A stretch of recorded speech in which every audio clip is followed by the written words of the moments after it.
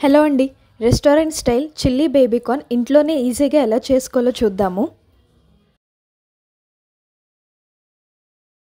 ముందుగా బేబీ కార్న్ని నేను వీడియోలో చూపించినట్లుగా క్రాస్గా చిన్న చిన్న పీసెస్గా కట్ చేసుకుని పక్కన పెట్టుకోండి.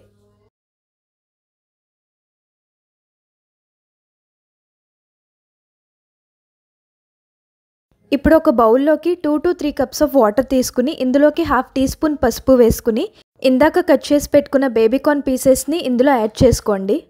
ఇప్పుడు దీనికి మూత పెట్టి హై ఫ్లేమ్ మీద బేబీ కార్న్ అనేది 60% వరకు కుక్ అయితే చాలు. మిగతా 40% మనం డీప్ ఫ్రై చేసేటప్పుడు అయిపోతుంది. ఇప్పుడు ఒక మిక్సింగ్ బౌల్లోకి ఇందాక మనం ఉడకపెట్టుకున్న బేబీ కార్న్ పీసెస్ని యాడ్ చేసుకుని 1 టేబుల్ స్పూన్ అల్లం వెల్లుల్లి పేస్ట్, హాఫ్ టీ స్పూన్ మిరియాల పొడి, 1 teaspoon red chilli paste, 1 tablespoon maida, 3 నుంచి 4 టేబుల్ స్పూన్ల కార్న్ఫ్లోర్ వేసుకుని అస్సలు వాటర్ యాడ్ చేయకుండా ఈ మొత్తాన్ని బాగా కలుపుకోండి. అవసరం ఉంటేనే లాస్ట్లో 2 టేబుల్ స్పూన్ల వాటర్ వేసుకుని నేను వీడియోలో చూపించినట్టుగా బ్యాటర్ అనేది కలుపుకోండి.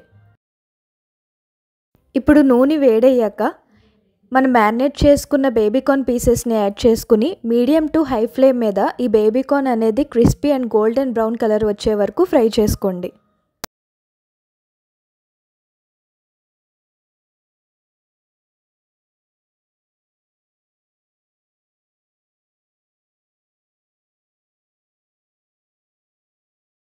ఇప్పుడు ఇంకో ప్యాన్లోకి 2 టేబుల్ స్పూన్ల నూనె వేసుకుని చిన్నగా కట్ చేసుకున్న వెల్లుల్లి ముక్కల్ని వేసుకుని 2 మినిట్స్ పాటు మీడియం ఫ్లేమ్ మీద ఫ్రై చేయండి.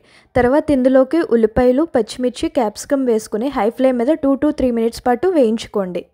నేను ఇక్కడ ఏ ఫుడ్ కలర్ అనేది యూజ్ చేయట్లేదు. ఆ రెడ్ చిల్లీ పేస్ట్ వల్లే ఈ స్టార్టర్కి చాలా మంచి కలర్ వస్తుంది. ఇప్పుడు ఇందులోకి 2 టేబుల్ స్పూన్ల tomato sauce, 1 tablespoon soya sauce, 2 టీ స్పూన్ల రెడ్ చిల్లీ పేస్ట్ వేసుకుని ఈ మొత్తాన్ని ఒకసారి బాగా కలుపుకుని ఇందాక ఫ్రై చేసి పెట్టుకున్న బేబీ కార్న్ పీసెస్ని యాడ్ చేసుకోండి.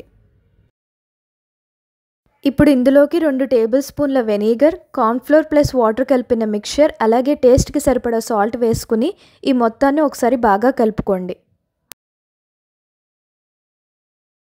లాస్ట్లో వీటికి కొంచెం స్ప్రింగ్ ఆనియన్స్ అలాగే కొంచెం కొత్తిమీర వేసుకుని ఈ మొత్తాన్ని బాగా కలుపుకుంటే ఎంతో టేస్టీగా ఉండే restaurant style chilli baby corn అయితే రెడీ అయిపోయింది.